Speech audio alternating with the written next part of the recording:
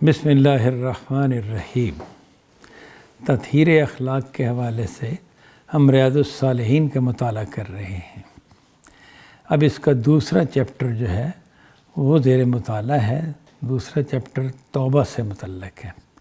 پہلا اخلاص نیت سے متعلق تھا، اس کی احادیث ہم نے دیکھی، اور اب یہ توبہ سے متعلق ہے۔ امام نووی کا طریقہ یہ ہے کہ وہ شروع میں پہلے آیات لاتے ہیں،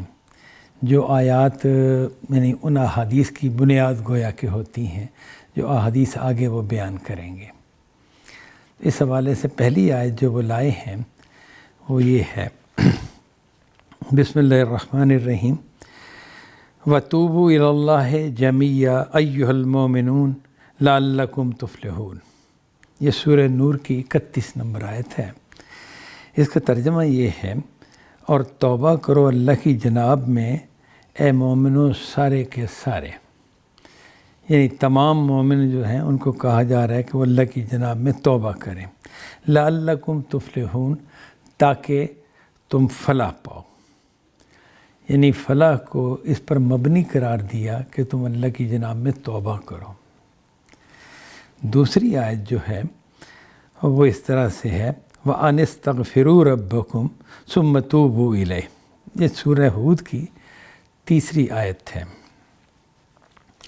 اس کا ترجمہ یہ ہے، اور تم استغفار کرو اپنے رب سے۔ استغفار کرو یعنی اپنے رب سے گناہوں کی بخشش چاہو۔ ثُمَّ تُوبُوا إِلَيْهِ، پھر اس کی جناب میں توبہ کرو، یعنی اس کی جناب میں کی طرف پلٹو۔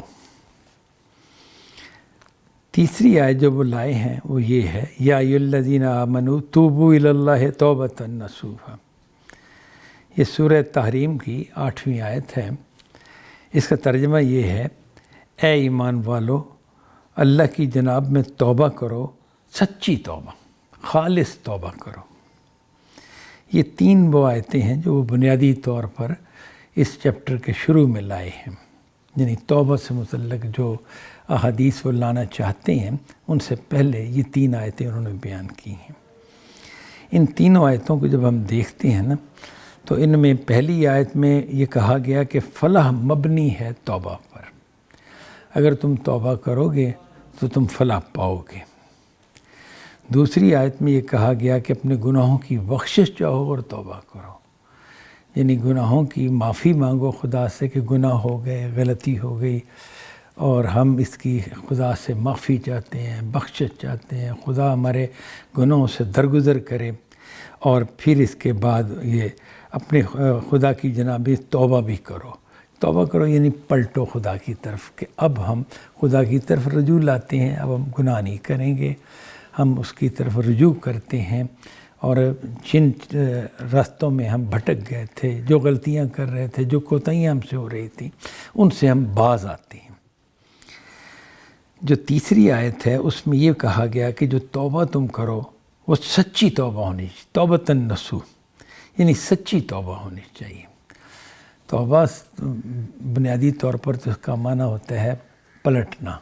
یعنی خدا کی طرف توبہ کرنے کا مطلب ہے خدا کی طرف رجوع کرنا، پلٹنا۔ گویا ہم خدا کے راستے سے ہٹے اور پھر ہمیں خدا کی طرف ہم نے سوچا یا سمجھا کہ یہ غلطی کر دی ہم خدا کی راستے کی طرف پلٹتے ہیں، خدا کی جناب کی طرف آگے بڑھتے ہیں، اس کی فرما برداری کریں گے، اس کی نافرمانی ہرگز نہیں کریں گے۔ فرمایا کہ یہ سچے دل سے ہونی چاہیے۔ سچے دل سے مراد ہے پورے ارادے کے ساتھ، پوری نیت کے ساتھ، خالص طور پر، کوئی دنیاوی حرص، کوئی مجبوری، کوئی اور اپنے جذبات خواہشات کا پہلو یہ نہیں ہونا چاہیے کہ کوئی دنیاوی مقصد ہو کہ کسی کے سامنے آپ ریاکاری کے طور پر توبہ کر رہے ہیں، تو یہ توبہ نہیں مطلوب توبہ وہ ہے جو اللہ کی رضا کے لیے آپ کرتے ہیں اور اللہ کی طرف واقعی سچے دل سے بڑھنا چاہتے ہیں، تو ایسی توبہ جو ہے یہ یعنی اس طرح کی توبہ کرنے کا کہا گیا ہے۔ اچھا، اس میں ایک سوال ہے جس پر بنیادی طور پر غور کرنا ضروری ہے کہ کیا وجہ ہے کہ انسان کو توبہ کا کہا گیا، قرآن مجید میں کہا گیا توبہ کرنے کا، حدیثوں میں بھی اس کا ذکر آیا، نبی صلی اللہ علیہ وسلم نے بتایا میں خود بھی توبہ کرتا ہوں، مختلف حوالوں سے اس طرح ذکر ہے۔ تو اس کی وجہ جب ہم غور کرتے ہیں نا کہ کیا وجہ ہے کہ آپ سے غلطی ہوئی، تو بھئی غلطی جو ہونا یہ بڑی بری بات ہے، بہت غلط چیز ہے، آپ کو خدا کی طرف پلٹنا ہے، اگر آپ نہیں پلٹیں گے تو آپ مجرم ہوں گے، قابل سزا ہوگی، فلاح نہیں پائیں گے، تمہاری سچی توبہ نہ ہوئی تو قبول نہیں ہوگی، توبہ کی ہی کیوں جائے؟ یہ جو سوال ہے، اس سوال کا جواب یہ ہے کہ جو حقیقی صورتحال ہے، جو اصل صورتحال ہے وہ یہ ہے کہ ہم خدا کے بندے ہیں، خدا کی مخلوق ہیں، خدا ہمارا خالق ہے، وہ ہمارا رازق ہے، وہ ہمارا مالک ہے، اور ہم اس کے غلام ہیں، ہم اس کی ملکیت ہیں۔ یعنی اس کا مطلب یہ ہے کہ خدا پورا اقتدار رکھتا ہے۔ پورا اقتدار سے مراد ہے کہ ہر پہلو سے، ہر زاویے سے، ہر حوالے سے خدا کا اقتدار ہمارے اوپر قائم ہے، اور ہم اس کے اقتدار کے تحت ایک غلام کی حیثیت سے، ایک ملکیت کی حیثیت سے زندگی گزار رہے ہیں۔ اس کا مطلب ہے کہ فی نفس ہی ہم کوئی اختیار ارادہ نہیں رکھتے۔ اللہ نے عطا کر دیا اختیار و ارادہ، تو جتنا عطا کر دیا اتنا ہمیں حاصل ہے، اور اس میں بھی اس نے کہہ دیا کہ یہ اختیار و ارادہ میری مرضی کے خلاف تم نہیں استعمال کر سکتے، اس کی تمہیں اجازت نہیں ہے، اگر کرو گے تو زیادتی کرو گے اور ظلم کرو گے۔ میں تمہارا مالک غائب نہیں ہو گیا، میں تمہارے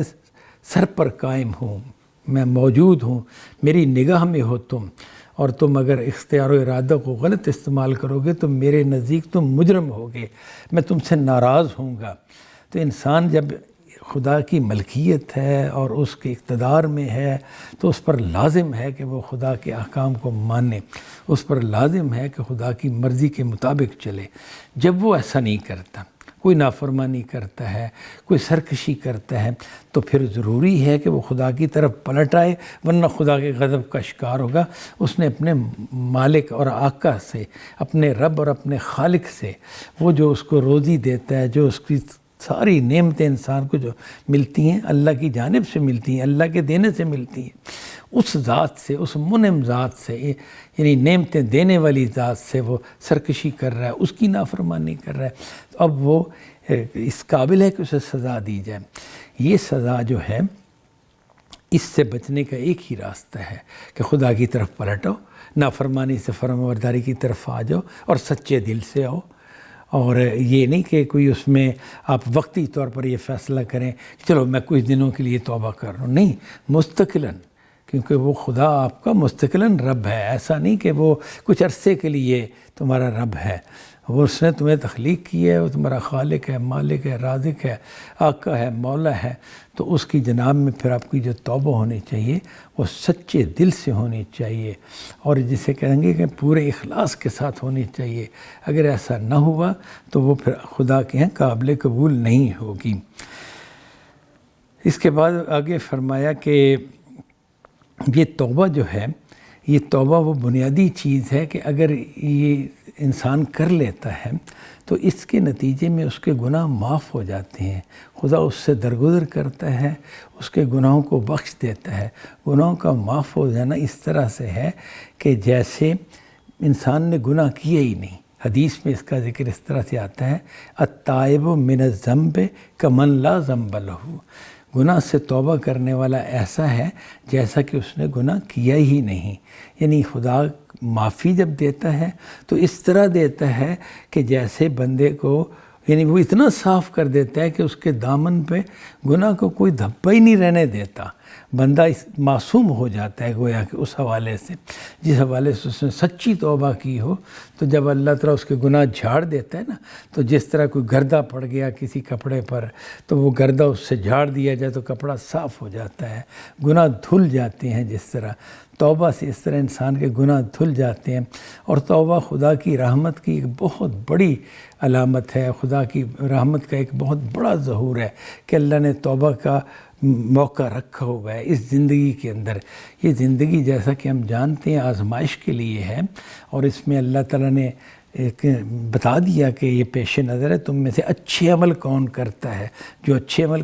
کرے گا وہی اچھا انجام پائے گگا، جو برے عمل کرے گا وہ برے انجام سے ہمکنار ہوگا۔ تو اس اچھے عمل میں جو کوتاہیاں انسان سے ہو جائیں کہ اچھے عمل کرتے کرتے اس سے کچھ خرابیاں اس سے سرزد ہو جائیں، تو ان کا کیا معاملہ ہے؟ ان کے لیے پھر یہی توبہ کا راستہ ہے کہ وہ توبہ کا راستہ اگر اپناتا ہے تو اس کے نتیجے میں پھر اس کی وہ برائیاں جو ہیں وہ دھو دی جاتی ہیں۔ یہ خدا کی کمال رحمت ہے، کمال رحمت ہے کہ اس کے گناہوں کو خدا دھو دے، اور وہ اسے گویا کہ اس کے اعمال نامے میں وہ چیزیں لکھی ہی نہیں گئیں۔ توبہ کے نتیجہ اس طرح ہو گیا کہ جیسے اس آدمی نے یہ گناہ کیے ہی نہیں تھے، جیسا کہ میں نے بتایا نا کہ حدیث میں اس کا ذکر آتا ہے التائب من الذنب کمن لا ذنب لہ، جیسے اس نے کوئی گناہ کیا ہی نہیں۔ یہ اللہ تعالیٰ کی خاص رحمت ہے جس سے انسان کو اللہ تعالیٰ نے نوازا ہے، اور تاکہ وہ اس زندگی میں کامیاب ہو جائے۔ یعنی گناہوں کے نتیجے میں ناکامی کا جو خدشہ تھا، اللہ تعالیٰ کی رحمت نے اس خدشے کو بھی دور کر دیا کہ توبہ کرو گے تو پھر تمہارے گناہ جھاڑ دیے جائیں گے، تمہاری غلطیاں معاف کر دی جائیں گی، اور خدا کی نظر میں تم پھر اس قابل ہو جاؤ گے کہ تمہیں جنت اللہ تعالیٰ عطا فرمائے۔ وآخر دعوانا ان الحمد للہ رب العالمین۔